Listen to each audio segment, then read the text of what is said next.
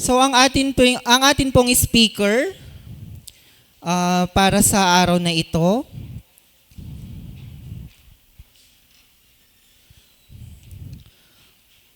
siya po ay nag-graduate sa TSU.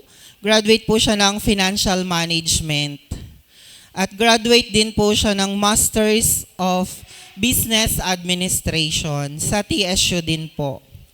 And graduate din po siya ng Juris Doctor. Yun daw po yung tawag kapag graduate ka ng law. And of course, she is successfully passed the bar exam last December 5, 2023. Ang work po niya ngayon, ang mga current job niya ay virtual assistant. Siya po ang legal consultant ng Galaxy Bake Shop. And of course, part-time lawyer din siya sa Martinez Law Firm.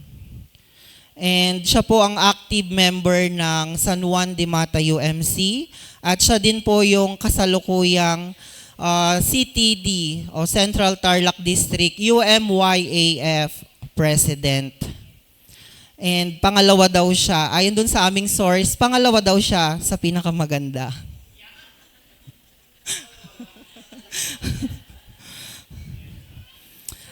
We are so blessed kasi hectic po ang schedule niya pero napagbigyan po niya ang ating imbitasyon. Ang alam ko after this ay magsasalita pa siya sa ibang local church.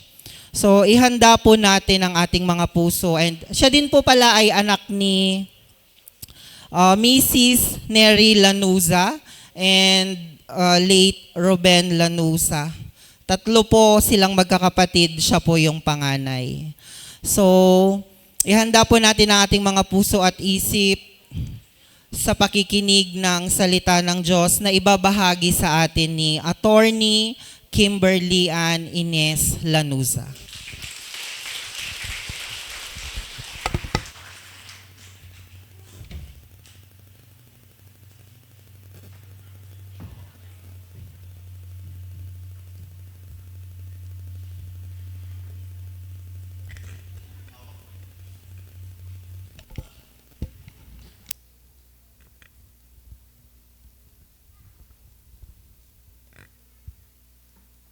Magandang umaga po sa ating lahat. Kaya kanina pong binabasa yung mga Yan. Kanina pong binasa yung mga credentials ko. Parang pakiramdam ko kaya pala ako tumanda na. Kakaaral po ata. Totoo po 'yon.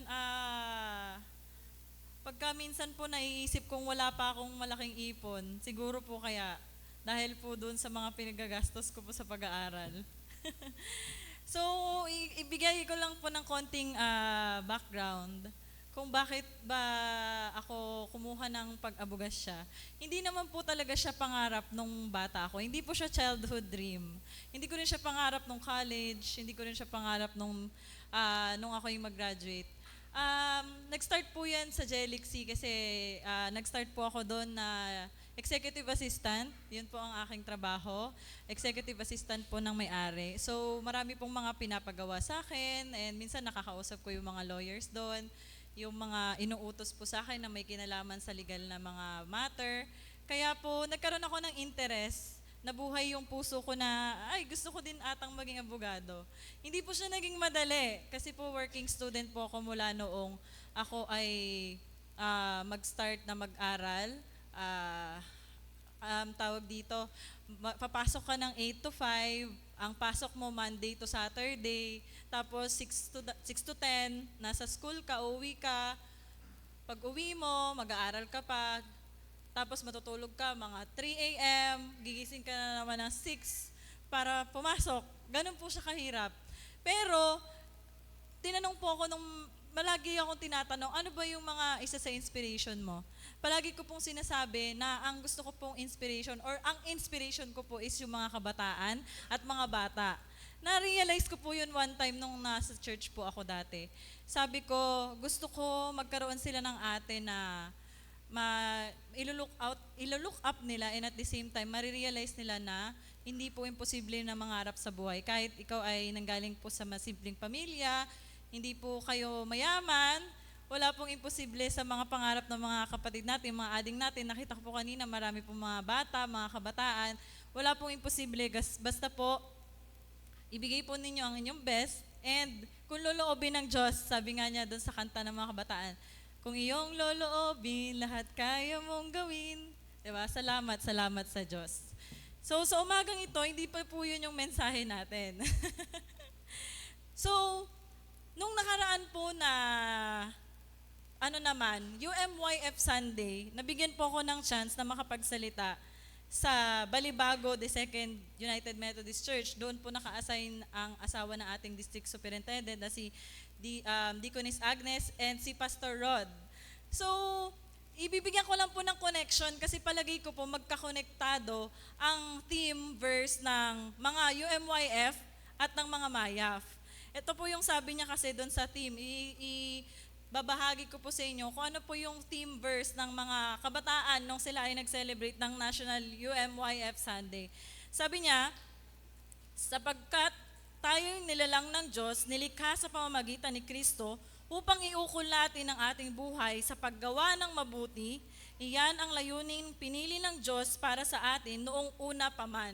So yun po ay matatagpuan sa chapter 20 verse 10 or Ephesians chapter 20 verse 10. Nandun na naman po yung, ang in-emphasize po natin noong Sunday na yon is yung paggawa ng mabuti.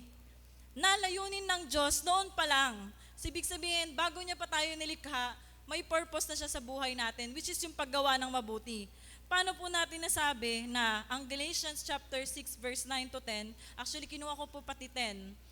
Paano natin nasabi na konektado ang mensahe naman para sa mga young adult o yung mga MAYAF natin dito sa tema ng mga kabataan? Kasi sabi niya, let us not become weary in doing good, for at the proper time we will reap a harvest if we do not give up. Therefore, as we have opportunity, let us do good to all, especially to those who are of household of faith.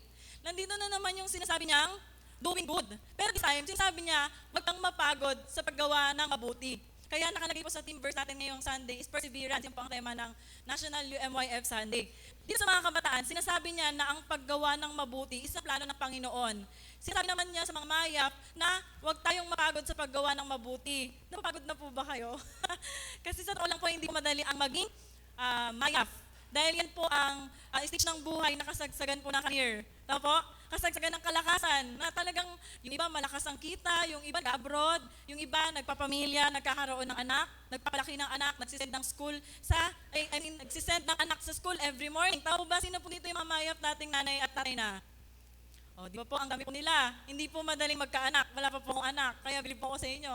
Kasi napapagsabay niyo po ang inyong career, ang inyong pagtatrabaho, and at the same time, ang pag-send ng mga anak niyo sa school at pagsaserve pa dito sa simbahan. Hindi po ba? Hindi po madaling responsibilidad. Kaya nga sinasabi sa Galatians, let us not become weary in doing good.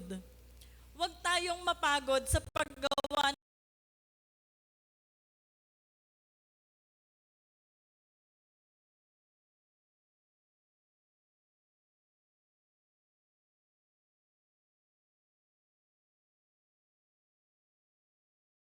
ng mabuti. Kasi nag-start yung layunin ng Panginoon nung tayo ay bago pa lang niya tayo i-create. Ibig sabihin yung expectations niya sa atin, yung obligasyon na ine-expect ng Panginoon is nag-start hindi lang ngayon, kundi nag-start yan nung mula nang ikaw ay ipanganak. Mula nang ikaw ay maging children's choir, naging kabataan, naging MAYAF, WSCS, UMM.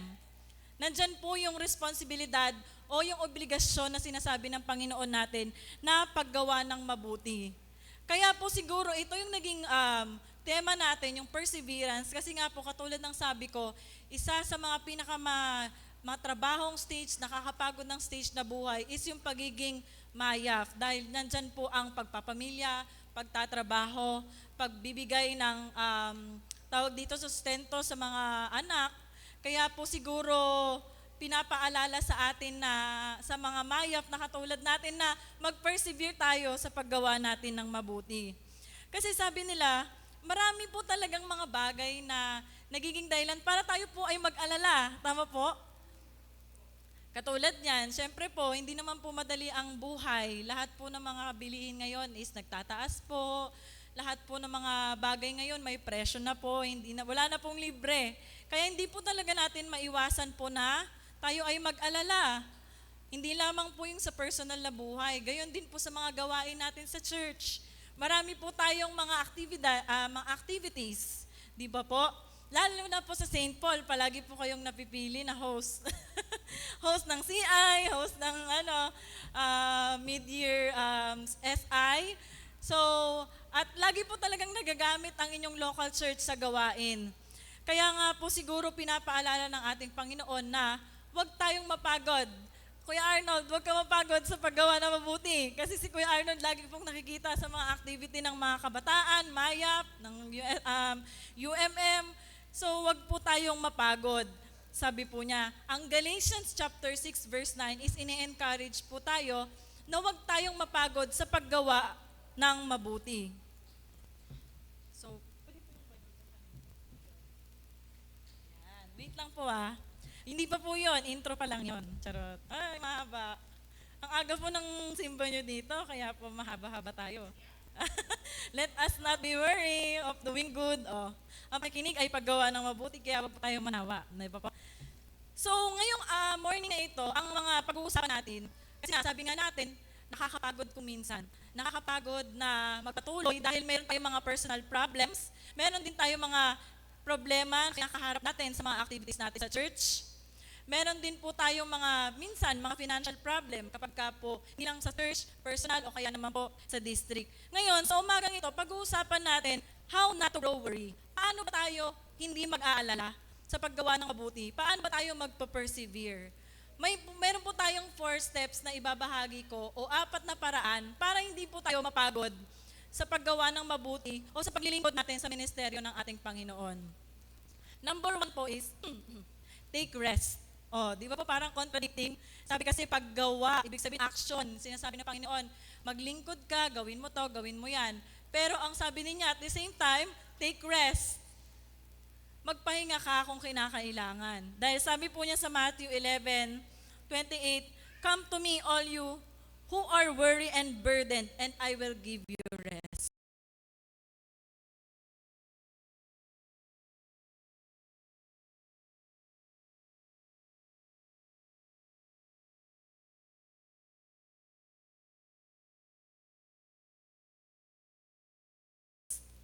Hindi po talaga natin to maiiwasan dahil tayo po ay tao lamang. Physical po natin, napapagod din po.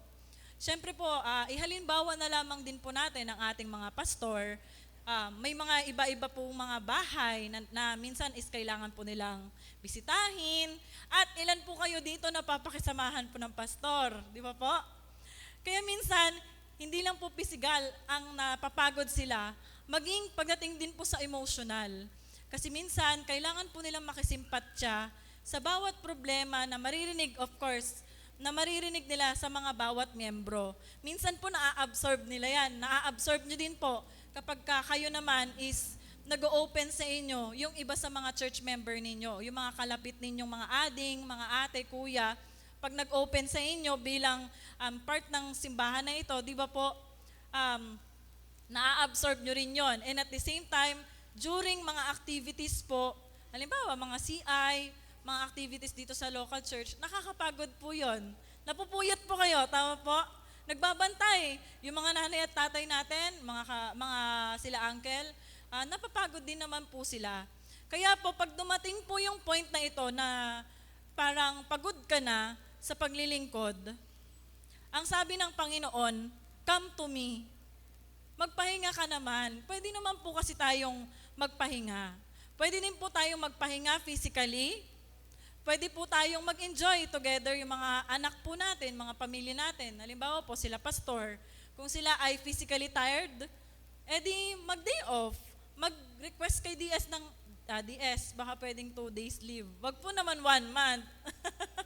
Days lang. ng pagpapahinga kasi kailangan din po nating ma-restore yung physical na kalakasan natin at spiritual naman sa pamamagitan ng paglapit natin sa ating Panginoon. Kasi you need to take a rest for your body, your mind, and your spirit. Pangalawa po na pwede po natin gawin aside sa pagpapahinga kapag tayo ay napapagod is surround yourself with other Christians. Kapag ka po ba may problema kayo, sino po ba yung una nyong nilalapitan? Maliban kay Lord, syempre of course si Lord yung number one. Alam ko sa isip ninyo, may mga kani-kaniyang pangalan kayo na pagka may mabigat kayong pinagdadaanan, sila po yung mga nasa isip na ninyo. Tawagan ko nga si ate ganito, konsulta ko nga si kuya ganito. Tama po? Tinatawagan po natin sila, tinetext natin sila, mini-messenger natin sila, anong magandang gawin, anong tamang gawin. Pero sabi dito, surround yourself with other Christians. Kaya po, napaka-importante po na mamili din po tayo ng kung sino po ang lalapitan natin. Mas mabuti po na pareho nating mananampalataya na naniniwala sa ating Panginoon. Dahil ang i-advise sa inyo ng mga yan is base sa kung ano yung turo ng ating Panginoon sa Biblia. Marami po tayong kaibigan, may kaibigan po tayo sa trabaho, pwede din po natin silang malapitan. May kaibigan kayo mga kabataan sa school, sa office, pero pag sila ba ay nag-advise, pag dumating yung panahon na kayo ay napapagod sa paggawa ng mabuti, nakatitiyak po ba kayo na ang i-advise nila sa inyo is makakabuti po ba talaga sa inyo? O baka naman, ay, awayin mo. No? Hindi pwede yan, hindi pwede. Naapakan yung pride mo, hindi pwede yan. O baka naman po ganun yung mga ina-advise po sa atin. Baka naman po lalong ikakapahamak po natin, lalo na, halimbawa sa mga kabataan, wag na lang tayo pumasok. Di ba? Punta na lang tayo sa ganito. May problema, tapos sasabihin, wag na lang pumasok, pumunta na lang sa ganito. Kaya po napaka-importante na kapag tayo po ay napapagod, fellow Christians din po as much as possible, ang lalapitan natin. Alam niyo po ba sa Bible, yung kwento ni Moses, nung nagkaroon ng laban sa mga Israelita at Amalekites? Mga Amalekites, yun po ay parang ibang lahi. Yung mga Amalekites na yun, naglaban sila ng mga Israelita. Ngayon, kapag ang sabi ng Panginoon, itaas ni Moses yung kamay niya sa bundok. Siyempre po, pag tinaas po ni Moses yung kamay niya, nananalo po yung mga Israelita. Pagka napagod, siyempre po, maghapon po, itataas niyo po yung kamay hanggang di po natatapos yung laban. Nakataas po yung kamay ni Moses. Pagka naibababa po niya, nananalo po yung mga Amalekites. Pagka naitaas niya na naman po yung kamay niya, nananalo na naman po yung mga Israelita. Ganun po ang story nun.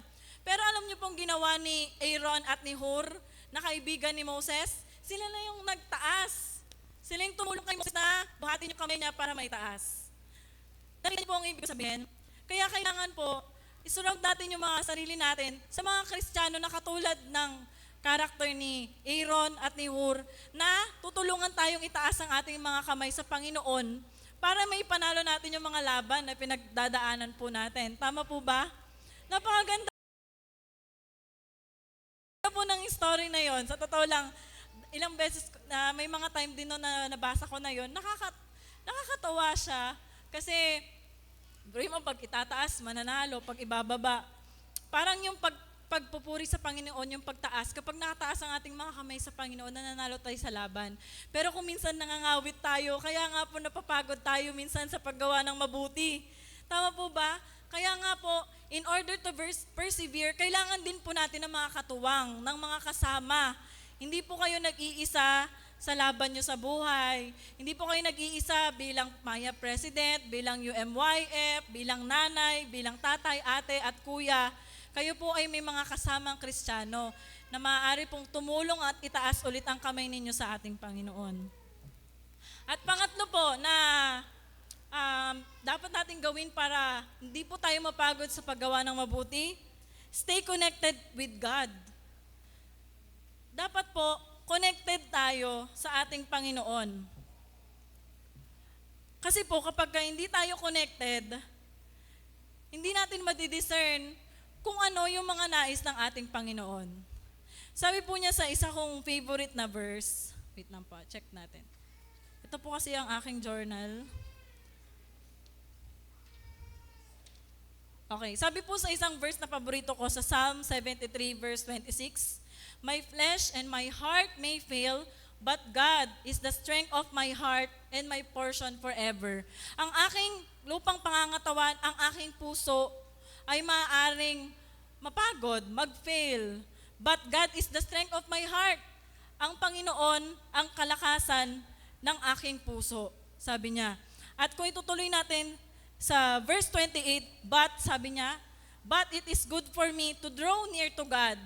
I have put my trust in the Lord that I may declare all your works." Ibig sabihin po, sabi niya, it is good for me to draw near to God. Kasi po, kapag ka tayo, pansinin niyo po ako lang po ba ang nakakapansin nito? Kapag ka po napapalayo ako sa ating Panginoon, parang mas lalong nakikita ko po yung mga alalahanin ko sa buhay. Mas lumalaki po yung nakikita ko pong problema. May time pa po minsan na hindi po ako makatulog, gigising ako ng gabi, mabilis na mabilis yung tibok ng puso ko. Ang naiisip ko po yung mga problema, yung mga gagawin ko bukas, yung mga responsibilidad ko sa aking pamilya. Kaya po minsan, parang alam ko na pag ganun ako, alam ko na may problema na naman. Napapalayo na naman ako. Pero kapag lumapit na naman ako sa Panginoon na nagbasa ako ng Bible, nag-journal ako, nag-devotion ako, pakiramdam ko ang lakas-lakas ko na naman. Pakiramdam ko kaya ko na naman. Napaalala na naman sa akin na oo nga, nandyan ang ating Panginoon at hindi niya ako pababayaan. Kaya i-share ko din po ulit sa inyo yung isa ko pang favorite na verse. Matatagpuan po ito sa Philippians chapter 4 verse 7. Sabi niya, "Rejoice in the Lord always. Again, I will say rejoice. Let your gentleness be known to all men. The Lord is at hand. Be anxious for nothing, but in everything, by prayer and supplication, with thanksgiving, let your requests be known to God. And the peace of God, which surpasses all understanding, will guard your hearts and mind through Jesus Christ." Lagi po, ito po yung isa sa mga pinangahawakan kong verse kapag po ako ay napapagod. Sabi niya, be anxious for nothing. Huwag daw po tayong mag-alala sa kahit na anong bagay. But with prayer and supplication, sa pamamagitan ng panalangin, ilapit mo yan sa ating Panginoon nang may pasasalamat. Sa totoo lang po, ang pagpapasalamat is mahirap kapag nandun tayo sa mga stage na hindi po maganda yung nangyayari. Sabi ko nga po nung nagkasakit po yung papa ko, ang tatay ko, at nung nawala siya, sabi ko, ang ipagpapasalamat ko lang ba, yung mga mabubuting bagay, yung mga blessing lang ba ang ipagpapasalamat ko sa Panginoon? Paano naman yung mga hindi magagandang nangyayari? Hindi ko ba yun ipagpapasalamat? Yung mga mabubuti lang bang natatanggap ko ang ipagpapasalamat ko sa ating Panginoon? Yun po ang tanong. Pero ang sabi po niya dito din, let your request be known to God. Kung ano ang request mo, kung anong prayer mo, kung ikaw ay napapagod during that time, maging connected tayo sa ating Panginoon and let the peace of God, yung peace ng Panginoon, yun ang ipagkakaloob niya sa atin. Ako po personally, nararamdaman ko po yun kapag naguguluhan ako, nahihirapan ako, pagka nakapag-journal na ako, nakapagbasa na ulit ako ng Bible, parang gumagaan po yung pakiramdam ko. Parang naaalala ko na, oo nga, hindi ako pababayaan ng Panginoon. Hindi ko kailangang mag-alala dahil ang Panginoon is nandyan siya. Kasi sabi niya po dito, the Lord will guard your heart. Poprotektahan niya yung puso na to para hindi makapasok yung hindi mga magagandang kaisipan, yung mga hindi magagandang idea, yung mga bagay na hindi mabuti sa ating puso. Gugwardyahan ng ating Panginoon para sa ganon, ang kanyang kapayapaan po yung maramdaman natin. Kasi po, may tinanong sa amin sa isang fellowship. Sabi niya, kaya mo daw bang mahalin ang neighbor mo o ang iyong kapitbahay, ang iyong kapwa? Sa lahat ba ng pagkakataon? Kapag ka ba, hindi ka na rin niya nagawan ng, pagka ba, For example, hindi mabuti yung nagawa niya, kaya mo pa rin ba siyang mahalin? Of course, hindi. Kasi nga po, tayo ay mahina lamang. Pero kapag tayo ay connected sa ating Panginoon, ang Holy Spirit ang kumikilos sa atin at nag-i-stay connected po tayo sa ating Panginoon, maging yung mga imposibleng bagay, maging yung mga mahihirap na bagay, is kaya po natin gawin. Dahil ang kumikilos na sa buhay natin, is hindi na yung sarili natin, kung hindi ang Holy Spirit ng ating Panginoon. Ang banal na Espiritu na. Hindi na ikaw yan. Kaya kapag ikaw ay napapagod, hayaan mo ilapit mo yun sa ating Panginoon at yung Holy Spirit niya, ang siyang ipopour niya sa'yo o ibubuhos niya sa'yo para makapagpatuloy ka kahit ikaw ay napapagod. At panghuli po, para po tayo ay hindi tuluyang mapagod, sabi po niya sa 2 Corinthians chapter 4, 16 to 18.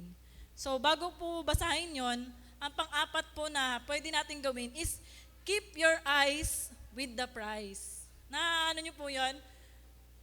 Dapat diretso lang daw po yung tingin natin sa prize. Tanungin ko po yung mga kabataan, bakit ba kayo nagsiserve? Bakit kayo nag-organize ng mga fellowship? Bakit kayo nag-attend sa mga fellowship?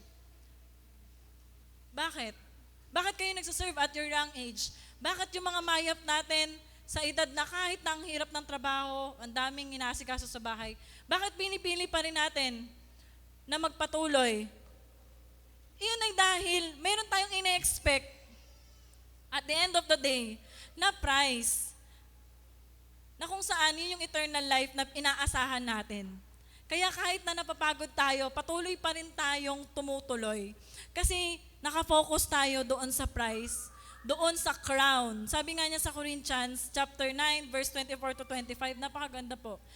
Do you not know that those who run in a race all run, but one receives the prize? Run in such a way that you may obtain it. And everyone who competes for the prize is temperate in all things. Now they do it to obtain a perishable crown, but we for an imperishable crown. Sabi po niya dito, alam niyo daw po ba na kapag nasa isang takbuhan kayo, kunwari sumali po kayo sa takbuhan, ang mga sumasali sa takbuhan, tumatakbo, papasulong. Tama po? Pero hindi lahat nananalo. Sabi niya, not all receives the prize. Isa lang o ilan lang ang nananalo sa takbuhin. Pero lahat yan, tumatakbo. Sabi niya, run in such a way to obtain it. Tumakbo ka na kung saan is para makuha mo yung prize. Yun ang sinasabi niya. Hindi yung tumakbo ka lang. Hindi yung gumawa ka lang ng mabuti. Basta gawa lang ng nagawa ng mabuti. Hindi naman pala natin iniisip o wala naman pala tayong goal at the end of the day. Hindi naman pala eternal life yung tawag dito, yung goal natin. Hindi naman pala para makasama ang Panginoon. So dapat may nilulook forward tayong goal. At sabi niya, dito sa mundo, sabi niya, yung mga iba daw na karera o sumasali sa karera o dito sa mundo is ang hinahanap po kasi nilang crown, yun daw pong perishable. Ibig sabihin, yung nasisira, yung nauubos, yung nadidestroy, yun po yung minsan goal ng iba. Aminin po natin sa hindi, mga mayaf, marami po talaga tayong mga pangarap para po sa mga anak natin, para sa karir natin. Pero ang sinasabi dito, hindi daw po pala yun ang dapat na prize na ini-aim natin o pinapangarap natin. Dapat daw po pala yung imperishable crown. Yung crown o yung prize na hindi kailanman masisira. I-share ko lang po sa inyo kanina yung sinabi ko sa 2 Corinthians chapter 4 verse 16 to 18. Napakaganda po ng verse na ito, sa totoo lang. Sabi niya po, therefore, we do not lose heart. Even though our outward man is perishing, yet the inward man is being renewed day by day. For our light affliction, which is but for a moment, is working for us a far more exceeding and eternal weight of glory. At ito po, napakaganda yung sa 18. While we do not look at the things which are seen, but at the things which are not seen. For the things which are seen are temporary, but the things which are not seen are eternal. Napakabigat po ng verse na to, napakalalim.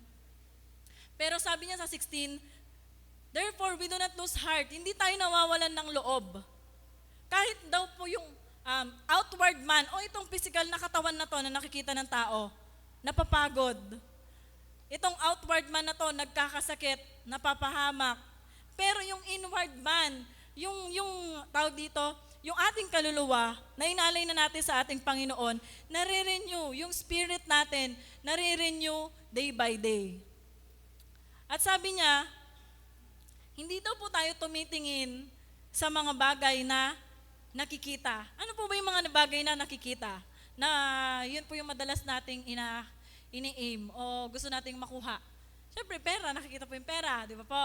Nakikita po yung bahay, nakikita po yung lupa, nakikita po yung kotse, nakikita po natin yung mga negosyo. Tama po? Pero ang sabi niya, hindi daw po tayo nag-i-aim ng mga bagay na nakikita. Kundi ang ini-aim po natin is yung mga bagay na hindi nakikita. At yun ang kaligtasan. Nakikita niyo po ba ang kaligtasan? Nakikita niyo po ba physically ang Panginoon? Nakikita niyo po ba physically ang sinasabi nilang crown of glory o yung finish line? Hindi po. Hindi po natin nakikita yun, di ba? Kaya doon po pumapasok yung ating pananampalataya. Na kahit na hindi natin nakikita itong mga bagay na ito, pinangahawakan po natin sa ating mga puso. Na balang araw, darating ang panahon na yayakapin ka ng Panginoon, well done, my faithful servant. Halika dito, makisalo ka sa aking glory. Di po ba, ang sarap po siguro dumating yung panahon na yon na i-welcome tayo ng ating Panginoon sa end ng ating karera. Doon sa huling bahagi na kung saan natapos mo yung takbuhin mo bilang isang mananampalataya. At yun po yung ini-aim natin sa pamamagitan po ng ating pananampalataya. Kaya po sabi nila, keep your eyes on the prize. Focus po tayo kung ano yung sinet na layunin ng ating Panginoon. At yun ang buhay na walang hanggan. Kaya po sa mga kasama ko pong mga mayaf, hindi lamang po sa kanila, sa mga nanay at tatay po natin na napapagod physically sa kanilang pagtatrabaho, napapagod minsan sa pagdalo sa mga activity, napapagod minsan sa pagpe-prepare ng mga church activity. Huwag po kayong mag-alala. Dahil sabi po sa verse natin ngayong umaga na ito, for the proper time, we will reap a harvest if we do not give up.